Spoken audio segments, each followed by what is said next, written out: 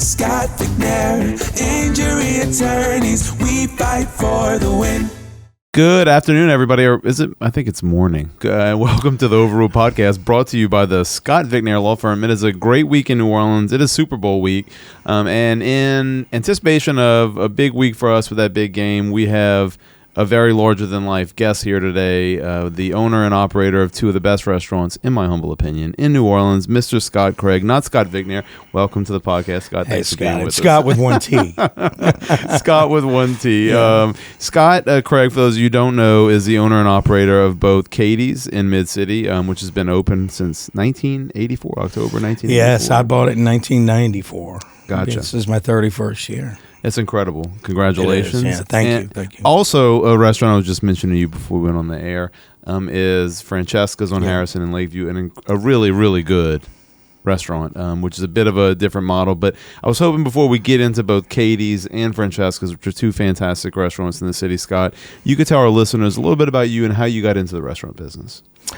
Well, I started in college. Started bartending. My first bartending job was at Nick's on Tulane. My fraternity hung out there. I'm a teak. I was a teak at UNO. And I liked you before you yeah. said that. Man, I'm a Brother Martin guy and a teak. Well, no, I'm an SAE, so it was like... So I started bartending, and while I was in college, and I went from there to Pat O'Brien's for a very short stint because I didn't like the Quarter. I didn't want to. I love the Quarter. I didn't want to work down there. And then I moved on to Parlays, and I always took management positions in my jobs, when it was offered, because I wanted to grow in management and learn how to manage people.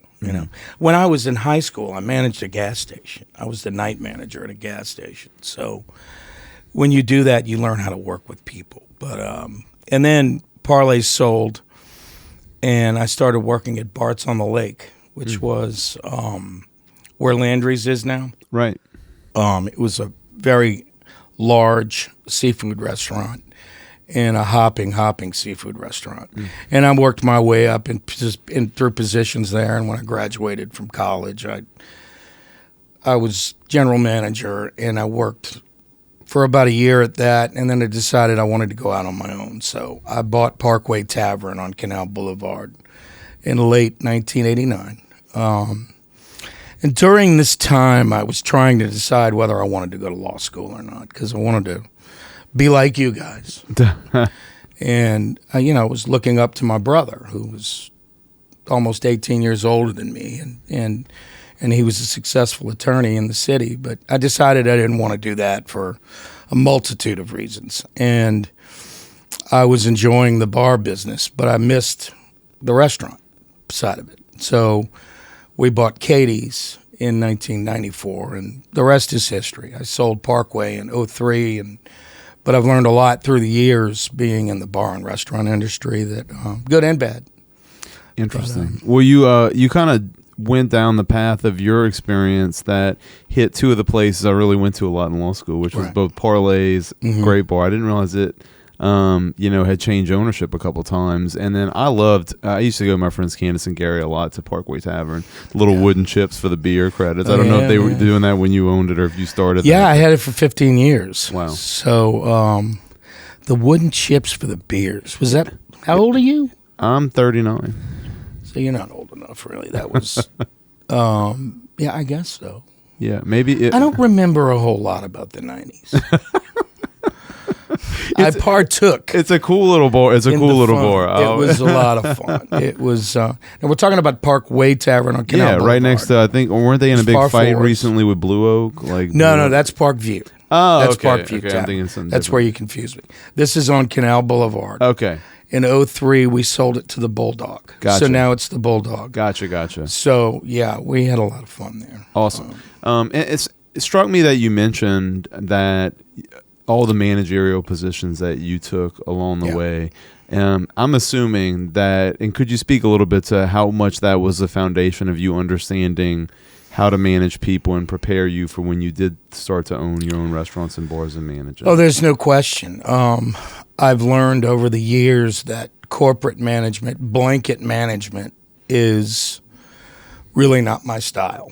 And I don't think it should be anyone's style. I think you need to manage people individually, know their personalities, understand their personalities, and manage them that way. And that's worked for me over the years. I treat everyone like I'd want to be treated, and I try to teach them what I've learned, and I'd like them to follow that rule of, just my management style. And it's hard to find people that know how to communicate as well as you would think. Yeah. And also I find, with communication, it becomes one of those things, unfortunately, we think we say it once and people hear it, but you have to say it a lot of times. But I've learned a lot of lessons with that over the years too. But I want to get back to starting with Katie's, because Katie's, I want to make sure we have enough time to talk about it, because I think it's just, what's been some of the keys for how successful that restaurant's been? It's one of my favorite restaurants. I know it's a mid-city favorite, but really a city favorite. I mean, it's one of the best places, in my opinion, to have brunch in the city. What are some of the things that have led to it being so successful, Scott? Well, it's been my life. Yeah. And I'm dedicated to it, first of all. But it's my hiring practices. It's the great people that I've had working with me over the years. My management now has never been better. That's great. And that's really important, because managing employees right now is as difficult as you could ever imagine. It's a whole different style. And I've got really good management at Katie's right now, and at the deli. Right. Christine and Chad do a phenomenal job there. And, I spend most of my time at Katie's because I have created a monster there. It's big. And it's nothing that I ever thought it would be. And there's a lot of issues that come with that. I mean, there's a lot of upkeep. There's a lot of just costs that come with it that have made things different since the pandemic. But the success is the people I've hired, and I've done a good job at hiring really good management. Really good management. Well, I can definitely relate to you from the standpoint of, I feel like we're in what I do for my business, such a competitive industry, being in personal injury, right? But you also are in a hyper-competitive industry, because restaurants in New Orleans, I mean, it's like restaurants in New York or Chicago. Where else in the States is there going to be a more competitive industry? And for you, right, it's like you have to deliver. We were talking about that before the show. It's so hard to consistently deliver the type of food that is going to, by and large, please 9 out of 10 of your customers. What are some of the biggest challenges that you face in consistently providing the type of product that Katie's does, and Francesca's does? I don't want to leave Francesca, we'll get to that next, but Katie's, for so many decades, has consistently produced such excellent level of food and service. Well, one of the going back to the success of my business, having a wife that understands what I have to do. Yeah. And my wife, Stephanie, has been with me through thick and thin, and through the loss of Katie's, Katrina. From Katrina, yeah. For the 5 years it took us to reopen. Yeah, it opened in March. You didn't reopen until March of 2010, is that 10, right? Yeah. We built it together. And that's incredible. I was working at Holy Rosary School doing the school lunch program. They were wonderful to me. They let me use their kitchen for side catering, anything we could do. And Stephanie's the business manager at Lakefront Arena, so we worked hard together to rebuild Katie's. So having that powerful wife behind you that understands what I have to do is very important. But consistency is everything in my business. My menu is gigantic. Yeah. Had I had a chance to do it all over again, I would not have a menu as big as mine. Gotcha. It's been fine over the years because I've had the right employees to push it out, to execute it. But consistency in employees and having employees working for you for years, with me for years, is crucial. That is how we've remained successful. When you start having turnover in the restaurant business, you're going to have problems. problems. Yeah. Because you're constantly training someone to do the job the way that you expect it and the way your management expects it. So consistency in staff would be my answer. Well, I think also, I mean, I've met you a couple times before the show. We don't know each other that well, but I feel like I definitely know something about the kind of person you are, because after Katrina, right, it had been really easy to not reopen. And I thought about it. And that was a big hurdle or a big roadblock that you never expected. Because prior to that, right, Katie's had been successful operating. You had it for almost 12 or 13 years. Yeah. And then you get 7 feet of water in your restaurant, and do you have even enough from the insurance claim to reopen it and fix? I think you were living above the place. We were living above Katie's. Right? I lived above Katie's for 20 years. Yeah. But you came back, and probably, not knowing the ins and outs of your business, but just from the outside looking in, probably way stronger than you were before, which is a testament to you and your wife and the team that you've got at the restaurant. You're right. First of all, something like Katrina tests your will and tests your character. You find out what you're made of and what the people around you are made of when you lose something like that. Right. And yes, the insurance company screwed me. There's no question about it. I had to hire an attorney to get paid. It still wasn't enough. Right. My attorney was great. He hooked me up. He took care of me. But, business interruption. I mean, forget about that. It was a mess. So, yeah, I got down. I was at a point where I'm like, what am I going to do? I was looking for a job. I was working at Holy Rosary and doing my little thing there, and I loved it. Probably the best job I ever had was working with those kids, because they have, it's for challenged kids, and it was an unbelievable school.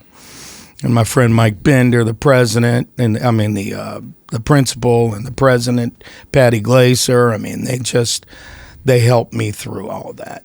And but you find out what you're made of. And I decided one day with Stephanie, I said, we're going to reopen this restaurant, and I think we need to. And we did it. We'd go over to Home Depot. There was a Home Depot in Carrollton back then. And there were tons of Latinos, all from Central America and Mexico, looking for work. And, I learned a little bit about hanging sheetrock. Yeah. And some of my best friends were plumbers to this day. Scott Hahn, my electrician, and Ben Armbruster, my plumber. And we all got together and just kind of rebuilt it. That's awesome. So, yeah. And then, it was great. It was really great. Awesome. And I can't go without working for CNN for a year and a half. They hired me after Katrina. I didn't know that. And I had a blast. I could cook anything I wanted to every day. They were so good to me. The CNN blackberry ribs, jalapeno blackberry ribs are on the menu. Oh, wow. But CNN was incredible to me after Hurricane Katrina. But, it was a 3-month contract, and they kept me for a year and a half. Yeah. I was cooking for 6 people for the last 6 months because they knew I needed the gig. That's pretty cool. And they loved the food, They were wonderful to me. So I'm going to try the ribs next time I'm there, and that segues into, I wanted to ask you, do you know, you may not, what is the most popular, because it is a huge menu at Katie's, and a lot of really good options on there. What is the most popular menu item? The char-grilled oysters, the crawfish beignet, the boudreaux pizza, and the redfish nola. Okay. Which is redfish over fresh veggies. It's awesome, man. It sounds delicious. I don't think I've had that one. Might get that with the ribs next time, Miles. You may have to help me with it. What is your favorite thing on the menu? Ribs? The ribs. Yeah. Is that the ribs that you made for CNN? Yeah. And they've grown. They've improved over the years because I was working with limited items, limited product that I could make these ribs with, but they were sending them over from Atlanta, and we had the walk-in freezer and walk-in cooler, and they just sent food. Nice. Until I got to a point where I could actually order it myself. So CNN was like shipping it from their headquarters in Atlanta to you. Wow, that's incredible. What a story. Yeah, they were great, man. We had our own bureau and we had our own kitchen. It was That's pretty cool. Yeah. And our listeners may or may not know a bit about Francesca's, which used to be Cause's on Harrison and Lakeview. Did you own it when it was Cause's too? No. Okay. Max Grunig and his Okay. dad owned it. Gary Grunig, who is Cause, who has Cause's out in Harahan. Okay. But Max wanted to get out of the business. He knew he wasn't 100% in. Like I believe you have to be in this business. Just go into the restaurant business. If you don't love it, you need to get out of it. So Max wanted to sell, and he told me one day, and I wasn't looking for anything, and I was like, I'll buy it. So my wife and I bought it. We named it after her middle name, Francesca, and we decided to do this little St. Louis, New Orleans fusion of deli items that it's been a blast. It's got a lot. I really, really like the sandwiches there. Yeah, I try to make it a point to stop when I can when I'm in Lakeview to get a sandwich there. What is the most popular menu item there? Do you know? There's a lot of popular items there. The Cuban sandwich. I've had it. It's fantastic. The muffaletta is second to none.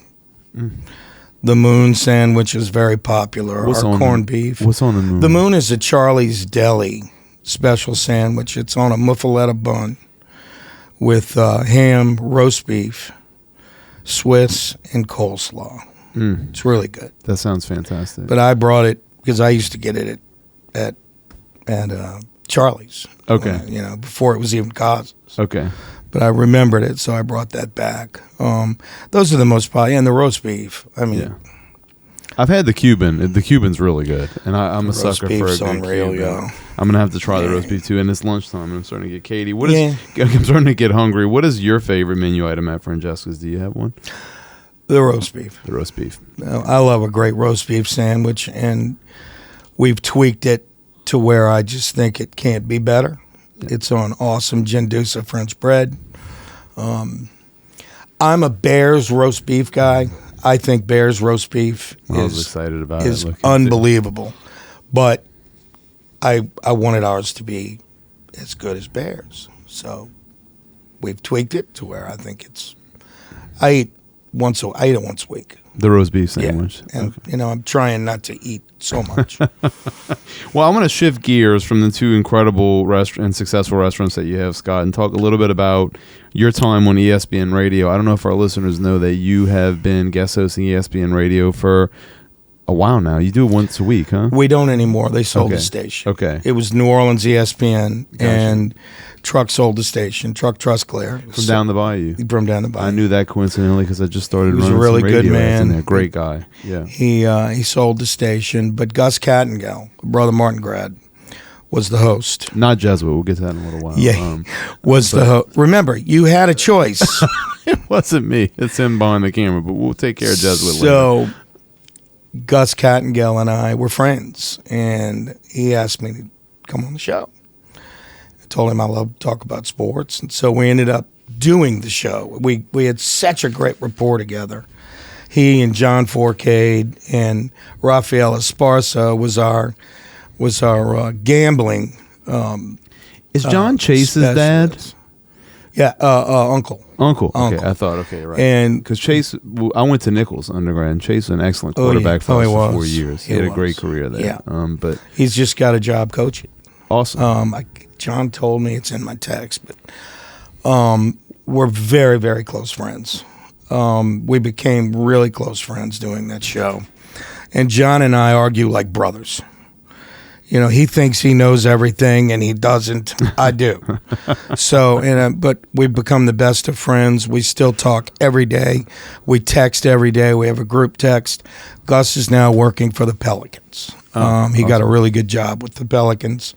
He is the media manager. So he's on Radio Row right now. Gotcha. So the show just it ballooned, and we had callers, and it really started doing really well, and we just had so much fun doing it. And to go there and be on a sports show where you can speak your mind about sports. Yeah. And nobody cares. Right. They just laugh at your opinion. It's not like politics where, right.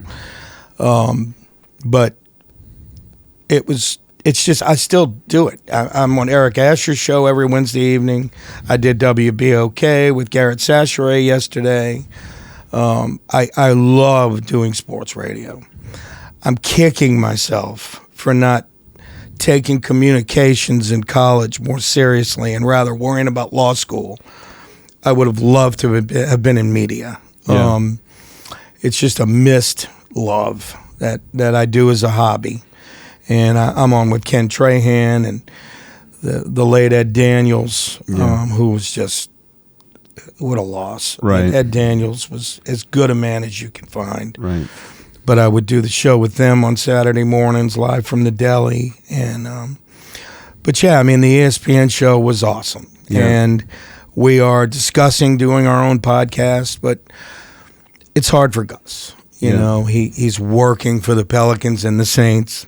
Yeah. So, you know, not only does he not have the time, but you can't be opinionated, really.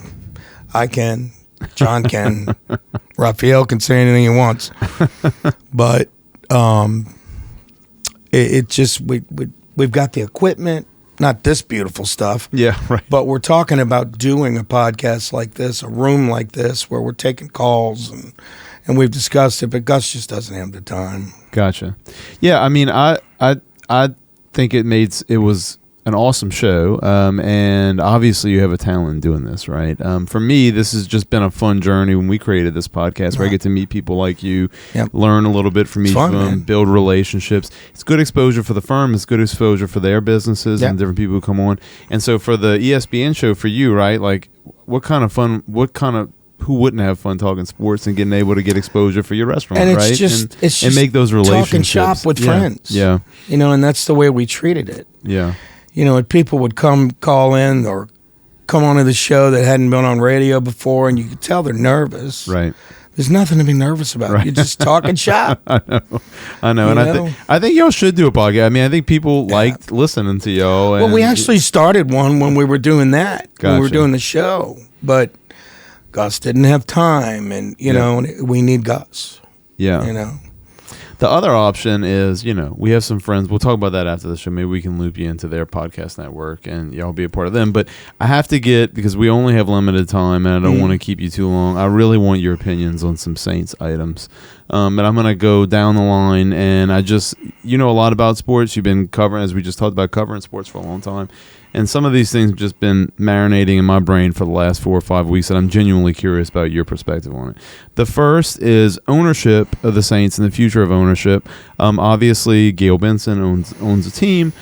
She has no heirs. And there has been some, I guess, I don't want to know how to push is the right way to say it, but I've seen more and more commentary online of people saying they feel like the NFL should step in or make some comments that at least push the Saints to have some level of succession plan. I know they published one like 2 years ago that it was going to go into a trust. Nobody believes the NFL is going to really allow them to do that, in my humble opinion. Like, I think they should give it to us. Where do you see the future of the ownership of the Saints going? I have no clue. Yeah. I know that she's promised to never let it get out of the city's hands, the city ownership or local ownership. Look, we're fortunate to have an NFL franchise. Yep. After Hurricane Katrina, we almost lost our NFL franchise. If it hadn't been for Arnie Philco, we may have lost the franchise, because he pulled the cat out of the bag, and it cost him his job with the Saints. But he felt that the fans needed to know, and we did. You know, I mean, we've supported that team through thick and thin. Yep. And to move them would be just devastating to the city. Yep. You know, I love this city. I love where I live. I love Orleans Parish. I will be a New Orleanian my whole life. Always have been, always will. But the Saints are a big part of it. Absolutely. Now, I don't know what their plan of succession is. I don't know what they're doing. I know that the management seems to be the ownership. Yeah. Because they've made a lot of bad decisions over the past, well, even when Peyton was here. They made some really bad decisions. There's players playing in the NFL right now that were on this team that were cast-offs. Yeah, Zach Bowen being one of them. Zach Bowen linebacker makes for the me Eagles. sick. Yeah. Because the last year he played here, the last 6 games, they started playing him at edge. And he took off. And they still let him go. Yeah. So there's been some questionable decision-making. And when you do that, you need to look in the mirror. If you're making the decision on your own job, you need to look in the mirror. I think he's going to give it one last whirl. And I think Kellen Moore's probably a pretty good hire. Yeah. It depends on who he hires. Right. But they're in a bad spot right now. Yeah. This kicking the can down the road with Drew Brees, you know, I believe we all supported it when it was happening. Sure. But it was kicked down the road a little too far. I mean, they're in salary cap hell. People are talking about how this is the worst job in the league and blah, blah, blah, blah, blah. It's a bad job for a year. Right. In 26, they're pretty much out, depending on what they do now, they can be out of cap hell in 26. Right. And they can get a quarterback then. I think I'm getting off. No, I don't think you are at all. Okay, I'm getting off with the ownership because I really don't know. I don't know an answer to that question. I agree with everything you're saying because, like, you're getting me all revved up because I 100% agree with your assessment, which is like we were all complicit. We all should look in the mirror. We knew the cap games that were being played when Drew was here. We wanted to win.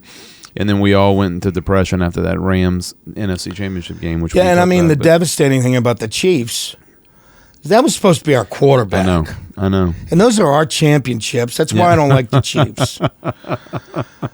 If not for us, they moved ahead of us, and we ended up drafting Ryan Ramczyk. Yeah. So, no, Lattimore.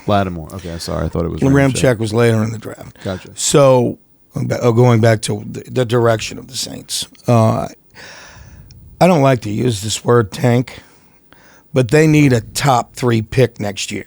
Yeah. They need to knock it out of the park in this draft like they did in 17. And come on, man. We know Peyton was complicit in that draft. Sure. He's not here anymore. Right.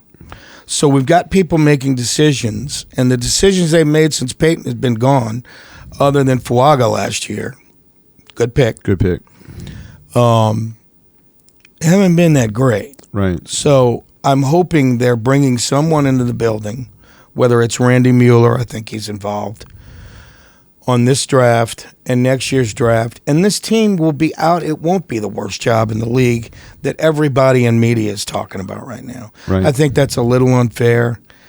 You get to come to New Orleans and work in New Orleans. This is a great city, man. Yeah. I mean, we've got our little bumps and bruises and whatever, but we're still New Orleans, and I've traveled all over, and there's nothing like New Orleans. So I think the future of the Saints is just fine. I think next year should be, and it probably will be ugly. Yeah. But, I mean, they're old. But they've got to move on from all of this. Yeah. I couldn't agree more with you. I think we definitely, like, aside from the Breeze years, we kept kicking it and said we don't want to just take our medicine and deal with the cap scrap that has to come, right? And it's time to deal with it. The Derek Carr move was obvious. Like, seems like a wonderful guy, great athlete, got the arm of everybody, but he's not the answer. Clearly, long term for the organization, and not long term, but he's been good. Sure, he hasn't been terrible, but he's been injured. Yeah, and he hasn't had players around him. So sorry to interrupt. No, it's okay. I 100% agree. I think he was brought on, and at least it was presented to us a Band-Aid. As if this was going to be a solution. Well, okay, we can win 8, 9, 10 games with this Band-Aid and not dealing with the cap issue. My only real issue has always been that I feel like some of the public statements that Mickey Loomis has said have maybe unintentionally on his part, but have kind of shirked accountability for some of the decisions where he said things like results don't matter. I'm like, come on, that's not fair to the fans. Chewing gum at a press conference. Yeah, I mean, some of the things he said, and look, I'm a DA fan. Yeah. I really like DA. But comparing him to the greats of the past was a reach. Yeah. He had not proven that yet. I really thought he was going to be a good coach. Yeah. You know, he's going to be great in Chicago. Yeah. Watch out for the Bears. Yeah. They're going to be good. Yeah, he needs to look in the mirror. I agree with that. And I like Mickey Loomis, but he needs to look in the mirror, and I think he's a little bit too confident in himself, and I can't imagine that when he looks in the mirror that he's really that confident. He's just trying to project that to the fans, and it's not a good look. Yeah, I agree. I think the fans would, me personally at least, I'd appreciate it more if you said, look, you know what? We made some mistakes. Here's the mistakes we made. Here's what we're doing to fix them and to put the organization back into a better direction, right? That's not that difficult. I don't know about you, but when I was about 12 years old, my parents taught me that admitting your mistakes is a respectful thing. Yeah. People respect when you look at them and say, I was wrong. Yeah, because we're all wrong sometimes. I've never heard that guy say he was wrong. That's my issues with it. Where do you see? I mean, I think we're all expecting right now, as we're talking about the Saints, that we think the general consensus is that Kellen Moore is probably going to be the next coach. Do you believe that there's been any plan or assurances to him as far as like the number one position in the league, unfortunately, rightly or wrongly now, is the quarterback position, like whether or not he gets to make decisions on bringing in and drafting a quarterback, or if it's developing Spencer Rattler? What are your thoughts there? Well, I think it costs Mike McCarthy any chance of becoming the Saints head coach, because he came in and he said the right things, in my opinion. I think this is what was said. I want control. Yeah. And any coach coming here right now needs control over his players. Right. They've got to have a huge voice in the room, simply because the right decisions haven't been made. Right. So if I'm going to take this job, and I know I'm going to look bad next year, yeah, absolutely, I need to make decisions on who my players and coaches are going to be. So I would think, yes, I would hope that he's been given some assurances. You kind of look like him. Like Kellen Moore? Yeah, a little bit. I don't know if that's a compliment or not. Let's see if he wins. No offense, Kellen. Let's see if he wins. No offense. If he wins, maybe I'd be like, hey, shit, yeah. Scot Craig said I look like Kellen freaking Moore. So how about that? All right, so all interesting. I was dying to hear your perspective on some of that, but I also want to know, this is going to be airing after the Super Bowl. Do you have a prediction on the winner and the score? Man, I wanted Buffalo to win so bad. Oh, me too. Just I wanted Washington to win so bad. Me too. For Jaden. And I bet Washington against Philadelphia. And I was all in on the Bills until I watched that game. And I said, man, I'm not betting against the Chiefs. I'm not betting against the Chiefs.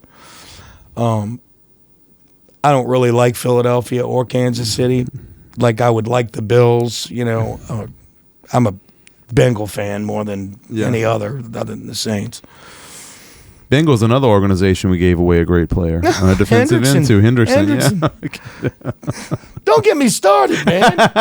I'm just winding you up here, Scott. I mean, for a guy that he can't even stay on the field. Davenport in 5 years has probably played one season. It's horrible. It's such a bad decision there. But, anyway, but I'm leaning towards Philadelphia because they've got an incredible defense, but Kansas City's got a good defense. Yeah. They've got the best running game the NFL's seen in a long time. They do. That's right. It's almost it's like old school NFL. Yep. And I love that. Yep. But I haven't made up my mind. But I'm probably going to fall on the sword for the Chiefs. Probably. I don't want them to win. I think you'd have been hard pressed to find. No offense to Chiefs or Eagles fans, I trashed you last week on the podcast, both. But I think it'd have been hard pressed to find a person in South Louisiana on the Maine who was not rooting for both Jaden Daniels and the Bills to end up in the Super Bowl. Right. We really wanted that matchup, and now we got a dose of reality with the Eagles and Chiefs. A replay of 2 years ago, which was a great game. Yeah, yeah. I think this will be a really good game, honestly, because I agree with you. Well, they're both great teams. Eagles have a great running game. I actually really like Hurts. Just his backstory and what he's done. He's just wonderful. He's a and great compliment to that running game. Agree. It's funny. I like all the Eagles players, just hate the Eagles fans. Oh man, I was at the game in 03, I think it was, and I was with some Paul Sands, Judge Sands, and really good friends of mine. And I got my Deuce McAllister jersey on, and we're walking to the game, and we're walking past this parking lot with a really tall chain link fence, taller than legal. And they started throwing eggs at us, man. Yeah, sounds about right. That tracks. I mean, they are. Don't feel too bad. They booed Santa. So if they don't like Santa, I got to the stadium and I went to a cop. Am I going to be okay? And we had really good tickets, thank goodness, But it was like, them in Chicago. I can go. I've been to a lot of games. I'm sure as a New Orleanian, you've also it's been a whirlwind. I've been explaining to people the last couple of months for me personally, watching the city beautify in a matter of 2 months. It looks beautiful right now. The murals, the city everything. Is gorgeous. It is. But really, like some of the stuff that just, the upkeep that the city has not done a good job. The smallest things, like they've pressure washed some of these old Art Deco, like the 60s, 70s buildings, the post office. They look great. Like, I'm like, why didn't we just pressure wash these buildings 5 years ago? But in any event, obviously that, I know you're probably with me, that kind of stuff's awesome, that we're going to have that even after the Super Bowl. But talk maybe to our listeners a little bit about what you're anticipating at the restaurants, about how this is going to impact your businesses you're hoping, and the different businesses this week as we are anticipate over 100,000 people in town for the Super Bowl. Well, we're open and we have reservations available. Right. So, my experience with the 2013 Super Bowl was we got some fans that came in, but the NFL has gotten so corporate, and they bought up everything down here. Yeah.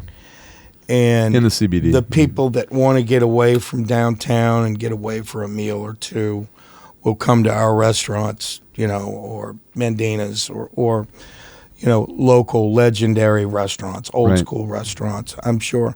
And because we're on Diners, Drive-Ins, and Dives so much, and we're doing the tailgate with Guy Fieri this weekend, we'll get plenty of that business. But as far as getting business from the NFL, they have parties every night. Yeah.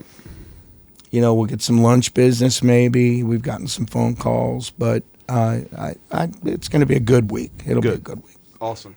All right. One thing I want to make sure we do before we go into our next segment is talk bad things about Jesuit. You went to Brother Martin. I did. You're Brother Martin alum and very involved with Brother Martin. Why don't you tell Miles why he made a mistake in going to Jesuit? Well, it had to be a lack of character moment. Did you go to the Brother Martin open house? I did go to the Brother Martin open house. I actually used to go to their basketball camps as a kid. Well, my dad went to John Curtis, so I had no connection. So, you had a chance. I made a wrong decision. We should ask him why he chose Jesuit. Why did you rather choose? Than the school with 80 clubs and diverse student body, why? Wow. So putting me on the spot. It just seemed like the right decision, right business decision. At the time, as an 8th grader, I was very wise, obviously. And when I walked into blue and white, I said, it just looks better than crimson and gold. So, and I said, this is the place for me. No, listen. I think Jesuit and Brother Martin, in my opinion, are the two best schools. There's some other good schools, but they're two of the best schools in the city. Yeah. And they're different in their own right. Absolutely.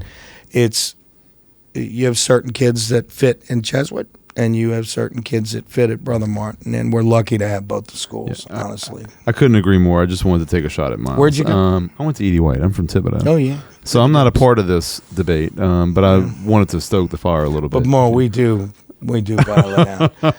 But we are what we are, and they are what they are. And Scott, tell us a little bit about your involvement in YEP. For those people who are listening and don't know much about YEP, what a great, awesome organization, youth empowerment project.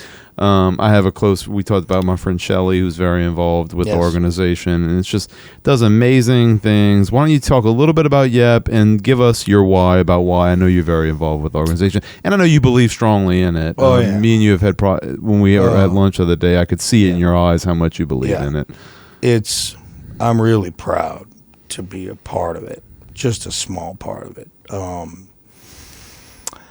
I was asked to go to a lunch by Chris Lobato, one of my bankers, 10 years ago. Said, hey, man, come check something out. Come have some lunch. And I met these people. I met Melissa Sawyer, Darren. I mean, I could go down the list. Right. And I was just blown away. And I wanted to be a part of something to help my city. Yeah. And they're making a difference. For sure. They're educating young people that don't have what we joke about. Right. E.D. White, Jesuit, Brother Martin, they don't have those opportunities. Right. And we're offering them an opportunity to get that education and go to summer camps and mold these young people into successful citizens. Right. They come from some pretty rough backgrounds, and it's heartwarming to see what YEP does. And I only see it at the meetings and events that I go to, and it's impressive to see these testimonials from these young people. Yeah. And Melissa Sawyer started this. Last year was 20 years. We had our 20th anniversary, and she started it as a charity to help young juveniles coming out of detention to get them adjusted to society. Right. And it's blown up into this amazing, amazing group. Just the board members are just the most caring, giving people, and that's what it takes. Absolutely. And the people that work there have been there forever. Yeah. Miss Sandra in St. Charles Parish, Nicole, she's the hand that makes the whole thing tick. Right. It's just they're great people, man, and it's I love going to the meetings. I had to miss a meeting last year because I was out of the country. I was like, I wanted to call in. Yeah. Because there's always something that makes you feel uplifted, and it's just I've had my son. I do cooking classes, and it's for the summer camp. I haven't done it in a while for some reason. Not me. I don't know why we really don't have a place, but I brought my son to see, how these kids are being affected by YEP, and to show him what he has and what he's so lucky to have. Yep. And so it's just about giving back to your city, man. For sure. That's the bottom line. And YEP, in my opinion, if you have extra money and you want to donate money, please give it to YEP. Yeah. Because we're making a difference. 100%. It's an incredible organization. I actually think one of the YEP students or mentees who I just saw in past years, I think Julian Gums, who was an all-conference running back at Nichols, it was a YEP success story out of New Orleans. Yes. Mm-hmm. And y'all have a lot of success stories. And we just have so many. I've been very... we've got kids that have become nurses, and I mean, it's incredible. Teachers. Yeah. It's education becomes such a big part of the foundation of having a shot at success in life, right? And unless you get NIL, there you go. Seems like education doesn't matter anymore.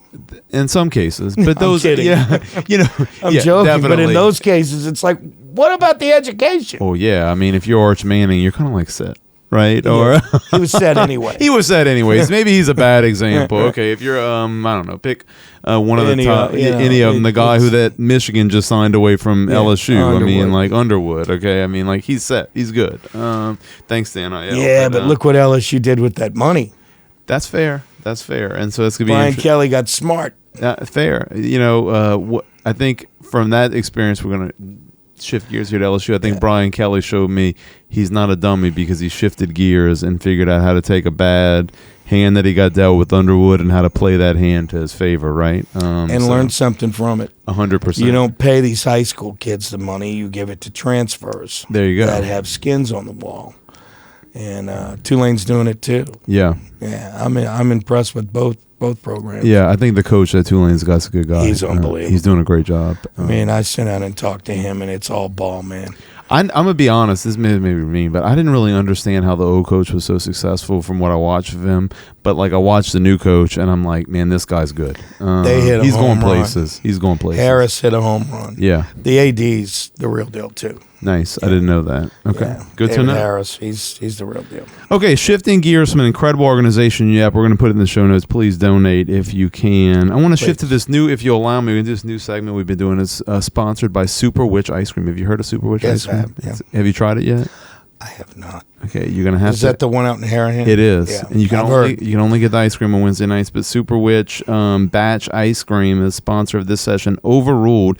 And so the rules here, Scott, are you either overruled or sustain something. If you sustain it, you're in favor of it. If you overrule it, you're against it. Mm-hmm. And Miles has got some questions for this session he's going to ask you now. You ready? Let me ask you about the Super Witch ice cream. Does he do just plain ice cream, or does he put stuff in everything? Oh, no. It's like a journey. There's a different does he ever do vanilla? Every now and then he'll do like a plain, like during Thanksgiving. Or just like a cookies and cream? Yep. Because I understand he throws a lot of stuff He in does. there. Yeah, there's different. I think there's different. He'll do a plain vanilla every now and then. He'll do just a cookies and cream. But yes, he does. He does take a lot of pride because he. All right, I got to try that. It's the best. I just forgot about it. You got to be on that. There's a app at guy in 7. Mid City that does it too. I don't. really? Forget the name, but I don't forget the name. Super Witch was the first one. Yeah. Gotcha. Well, Briggs is a good. He's been on the podcast. He's a good friend of mine. So I obviously highly recommend Briggs? it. He owns Super Witch. He makes ice cream. Super Witch. He's the witch Yeah. of Super Witch. I'm gonna go out and see him. He wears a witch hat. You have to get there early. What time's it ready? Well, it's kind of complicated. I don't think we have time to talk about it. But if I go there at 6 o'clock, is there going to be ice You cream? get set times that you have to pick the ice cream up, so you have to be on. You have to order it? You have Yep. to order on Wednesday night at 7, and you got to be on there, or it's going to sell. Can't out order quickly. before Wednesday night? Nope. No, you got to be on there at 7 Okay. o'clock. That's kind of the allure. Wednesday I think, at of it. 7 Then you get a o'clock. pickup time. You got to go out there and get the ice cream. You know, Creole Creamery is really close to me. It's very close and very convenient. Briggs, Briggs. Briggs, I'm coming, buddy. I'm coming. All right, Miles, let's go. 3 questions for Scott. Overruled or sustained? Well, obviously for you as well. I mean, so let's okay, see how we fair. go. All right, first one is an easy one. Pineapple is great on pizza. Overruled or sustained? Overruled. It depends on taste. I mean, sustained. Okay. Let's Okay. split. A little surprised by that. All right, this next one, Saints related. Spencer Rattler is the future of the New Orleans Saints. Overruled or sustained? Overruled. Overruled. Overruled. And the last one, this was David requested this. Bottomless mimosas are better than bottomless Bloody Marys. Overruled or sustained? Sustained. I'm going to say overruled. Ah. Bloody Mary You person. like Bloody Mary? But you can have only- both. You have the option of I both do at Katie's, don't but you can only drink so much Bloody Mary. That's a fair point. I'm more of the mimosa It's more guy. like a lunch. Yeah, but I'm going to just have 2 of them and move on to a different drink. I'm not. after that I'm not anyways. bottomlessly drinking anything anymore. So, you know, I don't drink much. You know, it's like those days are over. I hear All you. right, that's been our Overruled session brought to you by Super Witch Ice Cream. And last, Scott, I want to wrap up the show. First off, it's been an incredible time talking to you, but I was hoping you could share, man, so many decades of success and challenges that you faced in the restaurant industry.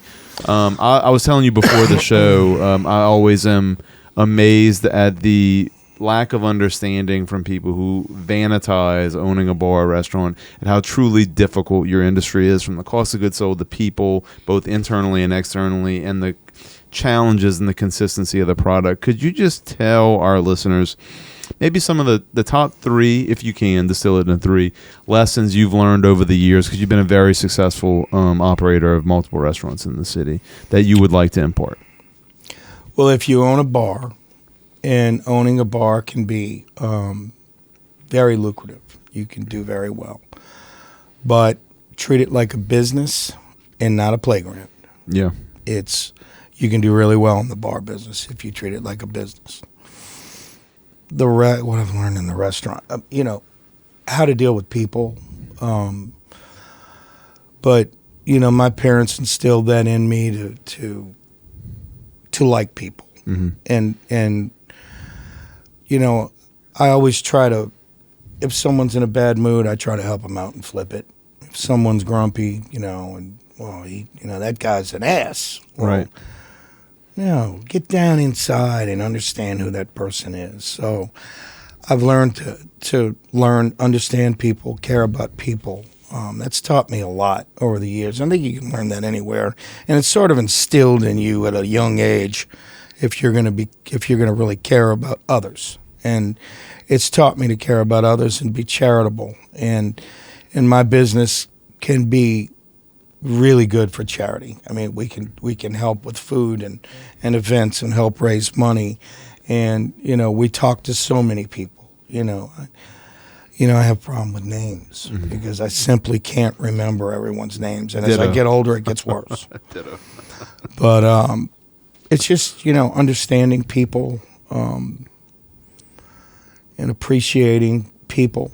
And, also, it's taught me consistency in life, and being, having a consistent, what's the word I'm looking for? Routine. A routine. Yeah. It's taught me to be more routine oriented, and I'm still not great at it, but because I'm ADD and I'm kind of all over the place. But I'm dittoing a lot over here with this. It teaches you to you've got to be consistent in what you do. Yeah. And that's ends up, making the food better and your employees better and everything. Your life can just be, it gives you structure. Yeah, I think the interesting thing about all the lessons that you just shared is one of the things I've been thinking about a lot recently is most things in life become perspective and how you shift things between the 2 years that we each have grown out the sides of our heads, right? Like the bad customer experience, I talk to the team all the time, and I've seen Miles, some other people on our team recently have had success, which we have a client or a customer who's had a bad experience. Like let's use that as an opportunity to win them back and get deep down into that and really turn around as opposed to blaming them and deflecting. And you know what I mean? So really good lessons. And it's also taught me how to fix things, to fix issues and how to deal with issues. Like the worst thing you can do to a restaurant is leave without telling someone you weren't happy. Yeah. Give us a chance to fix it. Right. Give us a chance to do better and teach us to not make that mistake again. But, in social media, it's the old double-edged sword. It is. It is what it is.